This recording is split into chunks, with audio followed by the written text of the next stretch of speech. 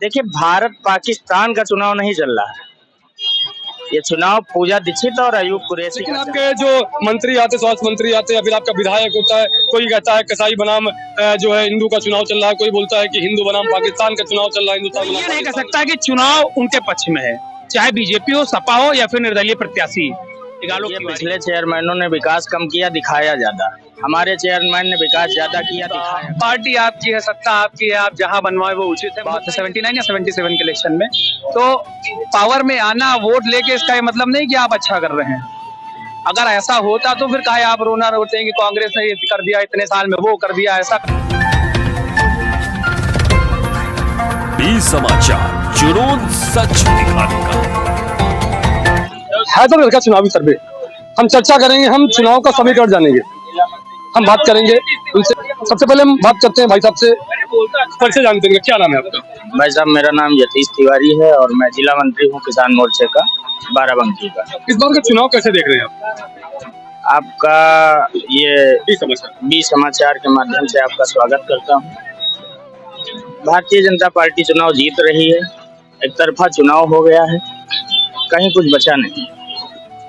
पूजा दीक्षित के समर्थन में जनता ही जनता से वोट मांग रही है। कहीं न कहीं अंदर एक सवाल उठ रहा है कि भारत पाकिस्तान का चुनाव चल रहा है हैदरगढ़ का। देखिए, भारत पाकिस्तान का चुनाव नहीं चल रहा है। ये चुनाव पूजा दीक्षित और अयूब कुरैशी का चल रहा है। अयूब कुरैशी भी हैदरगढ़ के हैं, पूजा दीक्षित भी हैदरगढ़ के हैं, नगर पंचायत की सीट भी हैदरगढ़ की है, यहाँ पाकिस्तान नहीं। लेकिन आपके जो मंत्री आते, स्वास्थ्य मंत्री आते या फिर आपका विधायक होता है, कोई कहता है कसाई बनाम जो है हिंदू का चुनाव चल रहा है, कोई बोलता है कि हिंदू बनाम पाकिस्तान का चुनाव चल रहा है, हिंदुस्तान बनाम पाकिस्तान का चुनाव चल रहा है, तो फिर ये क्या होता है? देखिए, ऐसा कुछ नहीं है। मंत्री जी ने बोला है तो उसका खंडन भी किया है। कभी कभी चीजें निकल जाती हैं, एक रिदम में बाहर निकल जाती हैं। हमारे विधायक जी ने भी इस बात का खंडन किया है। हाँ, ये जरूर है कि चुनाव अयूब कुरैशी और पूजा दीक्षित का होने जा रहा है। सपा के सपोर्टर भी है, क्या नाम है आपका? जी, मेरा नाम हर्षवर्धन सिंह है। सपा की तरफ से नहीं हूँ, लेकिन प्रत्याशी का समर्थन जरूर है सपा के। वो किसी भी पार्टी से होते तो उनका समर्थन जरूर होता, सपा ने उनको टिकट दिया है। सामने भी सवाल करा गया, ये सवाल उठे कि कसाई बनाम हिंदू का चुनाव है, भारत बनाम पाकिस्तान, इससे क्या कहेंगे आप? क्योंकि इधर से कहा गया कि सफाई भी दी गई इस बात पे। देखिए, कसाई बनाम जो भी चुनाव है, उन्होंने विधायक जी ने क्यों कहा, विधायक जी बेहतर जानते हैं। ये तो माफी मांग लें, अगर भैया कह रहे हैं जैसा कि उस पर सफाई भी दी गई है, तो एक वीडियो आए, वो माफी मांग ले, ठीक है। वैसे इससे कोई फर्क नहीं पड़ने वाला चुनाव का। जो हमारे साथ है वो हमारे साथ ही रहेंगे। विकास को लेकर कैसे देखें? अब क्या बोले, नहीं देखिए, विधायक जी अगर कसाई ना बोले तो क्या बोले? हैदरगढ़ के विकास पे बोलने को कुछ है? विकास के बारे में बोलने के लिए कोई चीज है? नाला, सड़क कुछ है तो कुछ ना कुछ तो नया बोलना ही है। लाइमलाइट में आने के लिए कम से कम आप लोगों ने भी चलाया, जाने की हाँ एक विधायक है, तो ऐसा आदमी करता रहता है। जब कुछ लाइमलाइट में आने के लिए नहीं होता तो उल्टा सीधा आदमी बोलता रहता है, इसमें कोई बड़ी बात नहीं है। जैसा कि आप एक वीडियो वायरल हुआ है, हाँ, वहाँ बात चल रही है कि यहाँ जो चुनाव हो रहा है, कसाई बनाम हिंदू का हो रहा है, हिंदुस्तान बनाम पाकिस्तान का हो रहा है, हाँ। इससे क्या विचार है आपके? देखो, ये तो चुनावी चर्चा में ऐसे वीडियो वायरल होते रहते हैं, लेकिन अगर बात कर लीजिए हैदरगढ़ की, तो पिछले 3 महीने से हम हैदरगढ़ में सर्वे किए हैं। कोई ये नहीं कह सकता कि चुनाव उनके पक्ष में है, चाहे बीजेपी हो, सपा हो या फिर निर्दलीय प्रत्याशी आलोक तिवारी है। क्योंकि यहाँ का जनता, इस बार यहाँ की जनता जो है साइलेंट है। जनता साइलेंट है, पूरी तरीके से उन्होंने मूड बना रखा है कि हमको किसके पक्ष में मतदान करना है। अगर आप समर्थकों के पास जाएंगे तो कहेंगे कि यार हमारी पार्टी के लोग जीत रहे हैं। फिलहाल हमारे हिसाब से अभी तक मामला त्रिकोणीय है यहाँ का। हमें तो तुमने ओसी जी भी, हम इनसे ही बात करेंगे। जैसा कि शिवम ओसी जी का कहना है कि चुनाव यहाँ का त्रिकोणीय है और वो जो चीजें हैं वो मायने रखती नहीं है। आपकी क्या राय है? चुनावी समर है, चल रहा है, सभी प्रत्याशी मैदान में है और अपना अपना जोर लगा रहे हैं। तो इस तरीके से जब एक दूसरे के पक्ष और विपक्ष में जब बयानबाजी होती तो ऐसी बातें निकलती हैं हमारे हिसाब से। बाकी चुनाव त्रिकोणीय है, इस बात से हम भी सहमत हैं कि जैसे कि सभी लोग लड़ रहे हैं और जनता खुल नहीं रही है किसी के साथ। जनता किसी के पक्ष में समर्थन करती फिलहाल दिख नहीं रही है, इसलिए चुनाव त्रिकोणीय जा रहा है हमारे हिसाब से। ये चीजें ना कही जाए, ऐसे आरोप ना लगाए जाए तो फर्क नहीं पड़ेगा इससे। ये उनकी अपनी भावना है, वो वहां पर बात कर रहे थे और उन्होंने बोल दिया, ये उनके अपने शब्द हैं। कोई दूसरा और शब्द बोलेगा, सबके शब्दकोश में अपने अपने तीर हैं, सभी छोड़ते हैं। लोग विकास को लेकर काफी आरोप लगा रहे हैं भारतीय जनता पार्टी के जो अभी तक चेयरमैन था कि विकास हुआ नहीं है, केवल प्रोपेगेंडा पीटा जा रहा है भारतीय जनता पार्टी की तरफ से। देखिए, पिछले चेयरमैनों ने विकास कम किया, दिखाया ज्यादा। हमारे चेयरमैन ने विकास ज्यादा किया, दिखाया कम। दादा सुंदरलाल दीक्षित जी ऐसे नेता थे, फक्कड़ स्वभाव के नेता थे। उनको कोई ये नहीं था कि मुझे मेरा लड़का विधायक हो जाए, मेरी बहू सांसद हो जाए, कहीं कोई उनकी ऐसी मंशा नहीं थी। फक्कड़ स्वभाव के व्यक्ति थे, बहुत ज्यादा चिंतित नहीं होते थे। मुख्यमंत्री जी से बात करते हुए जब हैदरगढ़ के विकास की बात की, समीक्षा की बात की, तो मुख्यमंत्री जी ने कहा कि दादा आप मुझे एक लेटर पैड पे हैदरगढ़ के विकास की, हैदरगढ़ के समस्याओं की जानकारी लिख के दीजिए। आप सोचिए कि सुंदरलाल जैसा व्यक्ति, तो उन्होंने मुख्यमंत्री जी से कहा कि आपको लिखना है तो लिख लीजिए, मैंने आपको मुजबानी बता दिया। तो ऐसे हमारे सुंदरलाल जी, ये जो त्रिवेदीगंज से चेयरमैनी होगी, राजस्थान से चेयरमैनी होगी, ये जो अफवाहें हैं ये सब निराधार है, इनका कोई मतलब नहीं। कोई आजकल कुछ देता होता है नहीं भैया। ये चीज नहीं पूछा, जैसे कि यहाँ का कूड़ा प्लांट था तो यहाँ न लग के त्रिवेदीगंज में चला गया, वहाँ के एक नंबर पे चला गया, इससे क्या कहेंगे आप? क्या प्लान था? जैसे कुछ कूड़ा प्लांट को यहाँ का था जो हैदराबाद में लगना था, चला गया। कूड़ा प्लांट के लिए जो कूड़ा निस्तारण प्लांट था उसके लिए जगह उपलब्ध करानी थी, जो कि दूसरे कार्यों से चिन्हित हैं, जैसे बारात घर बनने थे, सुलभ शौचालय बनने थे, बहुत सारे ऐसे कार्य। देखिए अभी 3 करोड़ का बजट जो है फंड में, कोष में पड़ा हुआ है नगर पंचायत के, चूंकि आचार संहिता लग गई इसलिए उसका निष्कासन नहीं हो पाया वहां से। और नया चेयरमैन जैसे ही गद्दी पे बैठेगा 3 करोड़ रुपए भारतीय जनता पार्टी की जो चेयरमैन बैठेगी उसके द्वारा 3 करोड़ रुपए नगर के विकास के लिए लाया जाएगा और नगर के विकास की समीक्षा करके उनके कार्यों में लगाया जाएगा। हर्षवर्धन जी से मुझे बताया यहाँ का पैसा वहाँ चल चुके, जगह नहीं थी, इसलिए प्लांट वहाँ बने, क्या उचित था? अब पार्टी आपकी है, सत्ता आपकी है, आप जहां बनवाए वो उचित है। मुद्दा ये नहीं है। मुद्दा जैसे भैया ने कहा स्वर्गीय श्री सुंदरलाल दीक्षित जी के बारे में, उनका एक अलग स्वभाव था। वो बड़े नेता थे और बहुत मजबूत नेता थे। उनकी मतलब हैदरगढ़ को पहचान उन्होंने एक तरफ से दिया आप पहले, लेकिन अब दादा नहीं है। तो जो ये वैक्यूम क्रिएट हुआ है, जो जगह क्रिएट हुई है, इसको भरने के लिए उन्हीं जैसा एक नेतृत्व की जरूरत है। उसको आप नेतृत्व को, जैसे दादा के परिवार से हैं, दादा की बहू हैं वो जो इस समय चुनाव लड़ रही हैं भाजपा से, लेकिन जैसे आप दादा की बात कर रहे हैं तो दादा जब तक थे तब तक तो कोई समस्या नहीं थी, लेकिन अब दादा की बहू है तो दोनों अलग अलग है। आप उसको मिला के नहीं देख सकते हैं। आपकी दादा की वजह से आप उसको देखें तो दोनों का काम करने का तरीका आपसे अलग है। अब वो नेतृत्व उनके पास नहीं है तो उसकी कमी खलेगी, इसलिए हैदरगढ़ की जनता विकास के लिए वोट दे रही है। और कितना विकास हुआ है ये सब आप हैदरगढ़ में देख ही रहे हैं। इसमें कहने के लिए कुछ नहीं। अगर कहने के लिए होता तो पाकिस्तान और कसाई कहाँ से आ जाता? अगर हैदरगढ़ पे विकास के लिए बात करने के लिए होता तो कसाई और पाकिस्तान और ये सब कहाँ से जाता? अभी बता दूं कि हैदरगढ़ में हिंदुस्तान बसता है और सदैव बसेगा हिंदुस्तान। कभी एक और वीडियो वायरल हुआ है इस बीच में, जो प्रत्याशी चेयरमैन इनके हस्बैंड है किसी ट्रक पे डंडा चलाते नजर आ रहे हैं। वो वीडियो सत्य है गलत है उसको हमें पता नहीं, चूंकि वो वीडियो वायरल हो रहा है। उसके बारे में क्या कहें, कैसा वीडियो? देखिए, प्रत्याशी पंकज भैया जो हैं वो अभी यहाँ पे नहीं है, कहीं और है, शायद हैदरगढ़ में है नहीं वो, लेकिन वो चुनाव नहीं लड़ रहे हैं तो उनपे कहना कुछ नहीं है। वो उनका व्यक्तिगत जैसा भी है, जो भी मामला है, उनपे कहने की कोई आवश्यकता भी नहीं है और उचित भी नहीं है। चुनाव उसका मैं खंडन करता हूँ। आप लोग सब लोगों को विदित है कि पंकज जी की मानसिक हालत स्थिर नहीं थी, ये सच्चाई है। दूसरी चीज, जब कंटेनर से उस महिला की मृत्यु हो गई चीनी मिल के पास, और उन्हीं के गांव की महिला थी और मेरी रिश्तेदार थी, तो उसी गुस्से में, उसी तैस में उन्होंने उस गाड़ी पर डंडा चलाया। तो ये कोई बहुत बड़ा विषय होना नहीं चाहिए, विपक्षियों द्वारा ये विषय थोप दिया गया है। और बाकी एक वीडियो और वायरल हुआ था, उसके बाद मैं कहना नहीं चाहूंगा, उसको आप लोगों ने शायद देखा होगा, वो वीडियो भी आप लोग जरूर देखें। कौन सा वीडियो की बात करें? देखिए, उन्होंने क्या कहा, मठाधीशों ने क्या कहा, माननीय मंत्री जी ने क्या कहा, पंकज भैया ने क्या किया, ये कोई मुद्दा ही नहीं है चुनाव का। मुद्दा ये है चुनाव का कि जो चेयरमैन है हमारी, जो निवर्तमान चेयरमैन है पूजा दीक्षित जी, वो पिछले 5 साल में किन वार्डों में कितनी बार गई हैं, आप इसका एक बार सर्वे कर लीजिए। किन लोगों से कितना मिली है, आप उसका एक सर्वे कर लीजिए। जनता का जनप्रतिनिधि सुलभ होना चाहिए जो आपसे मिले। और दूसरी तरफ आप अय्यूब कुरैशी का आप कर लीजिए कि दिन में आप कितने लोगों से मिले हैं, कितने लोगों को दिखे हैं। शायद कोई ऐसा चौराहा नहीं बचा होगा जो उनको दिन में एक बार देखे ना। और आप अगर आप पूजा खंडन करना चाहूंगा, आप ये बताइए, हम सबके घर में बहुएं हैं, हम सबके घर में बेटियां हैं। ससुर के रहते, पति के रहते जब वो एक्टिव है राजनीति में, तो बहू के निकलने का कोई मतलब नहीं। क्या आपके घर से बहू, आपकी बेटी सब्जी लाने जाती है? नहीं जाती। हमारी पूजा दीक्षित को टिकट मिला, पूजा दीक्षित चुनाव लड़ी, पूजा दीक्षित घर बैठ गई, ये बात सही है, लेकिन तब सुंदरलाल जी की छत्र छाया उनके ऊपर थी। आज पूजा दीक्षित कोई भी घर ऐसा नहीं है जहां पर 4 बार गई न हो। आप पूछ लीजिए, आप नगर में टहल लीजिए, आप तो पत्रकार हैं, आपको पता होना चाहिए। अगर राजनीति में आप आते हैं तो फिर आप घर बैठना भूल जाते हैं। अगर आप राजनीति में आते हैं, देखिए तब पूजा दीक्षित के महिला सीट थी, पूजा दीक्षित को ही टिकट मिलना था, क्योंकि महिला की सीट पे पुरुष को टिकट नहीं मिलता, ये आपको भी पता है। इस बार महिला सीट नहीं है, इस बार अगर दादा सुंदरलाल जी जिंदा होते तो वो स्वयं चुनाव लड़ते, या पंकज दीक्षित की मानसिक स्थिरता होती तो वो स्वयं चुनाव लड़ते।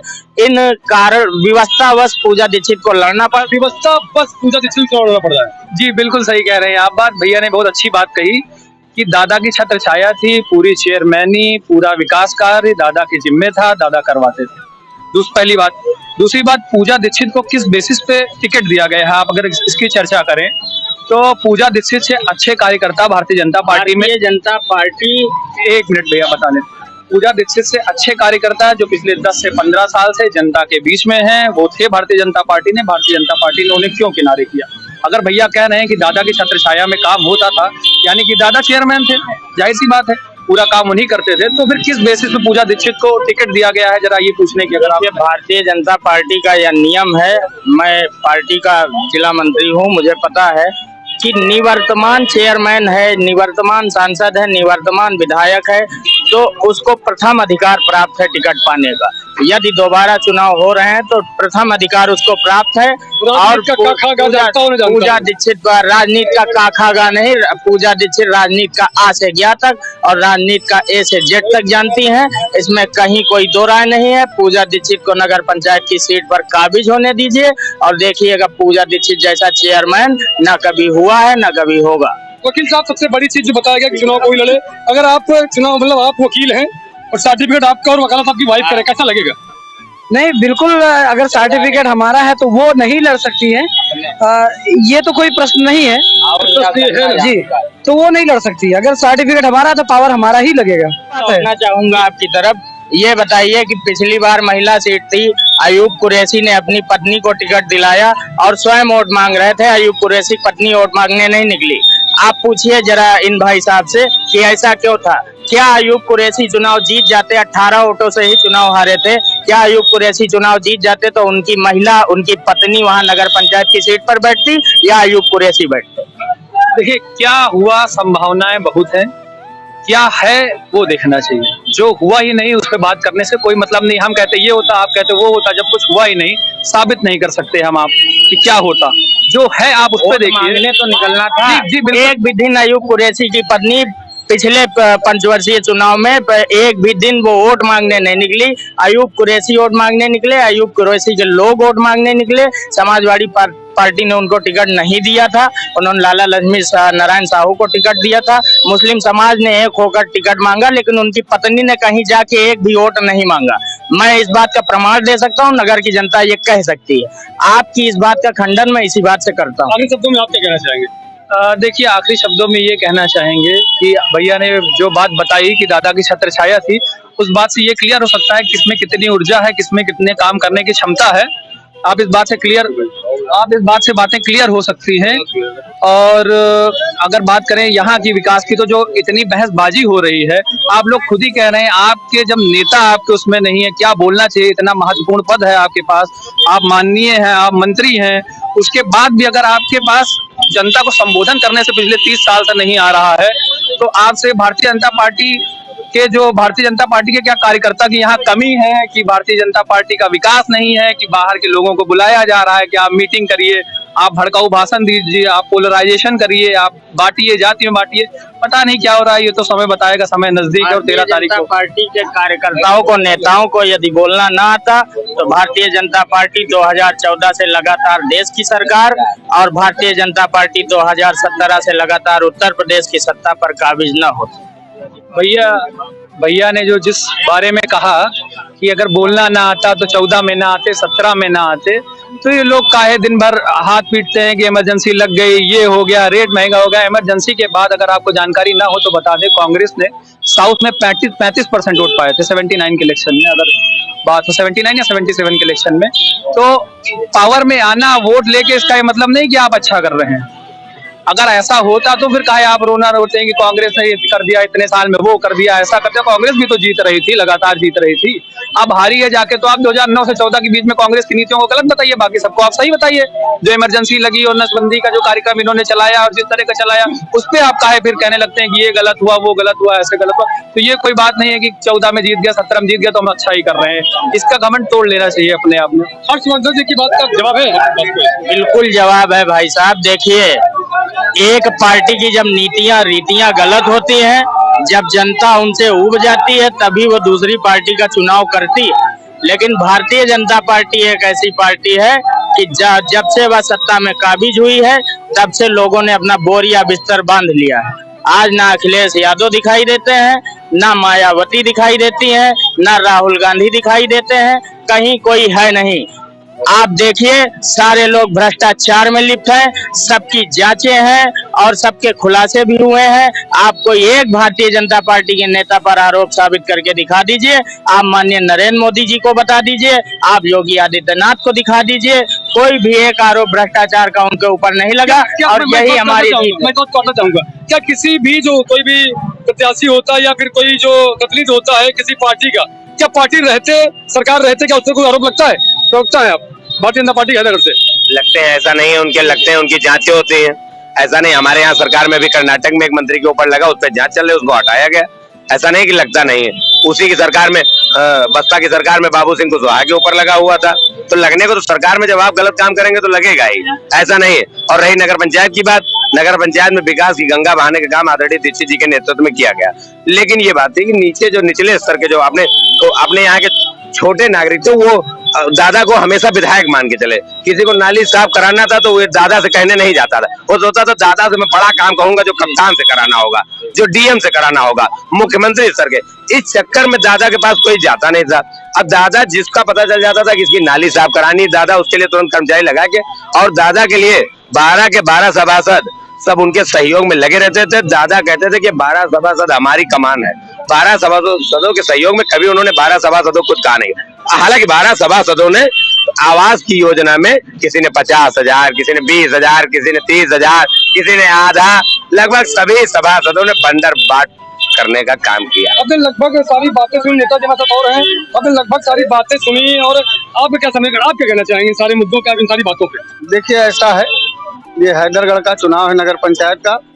इस चुनाव में हर बार का चुनाव ये आखिरी के 2 दिन में मोड़ लेता है। भैया यहाँ लोग भैया निकल रहे हैं, अनार चुनाव निशान निकल रहा है जी, बहुत बढ़िया चुनाव लड़ रहे हैं। चुनाव काफी अच्छा लग रहा है जी भैया जी। कोई भी पार्टी सामने नहीं, कोई आलोक तिवारी जाएंगे? जी भैया, आलोक भैया जीत रहे हैं, काफी दमदार तरीके से चुनाव लड़ रहे हैं आलोक भैया, काफी अच्छा। कोई सिंबल, कोई पार्टी मायने नहीं रखती, उनके संघर्ष के आगे पिछले 10 सालों से वो संघर्ष कर रहे हैं, काफी बढ़िया चुनाव लड़ेंगे। हमने कई लोगों से बात करी, कई लोगों से चर्चाएं करी, और सबका मत जाना। बात की बारी है, आप कैसे देखते हैं चुनाव को? कमेंट करना ना भूलिएगा। फिर मिलते किसी आपको अन्य खबर, तब तक के लिए जय हिंद।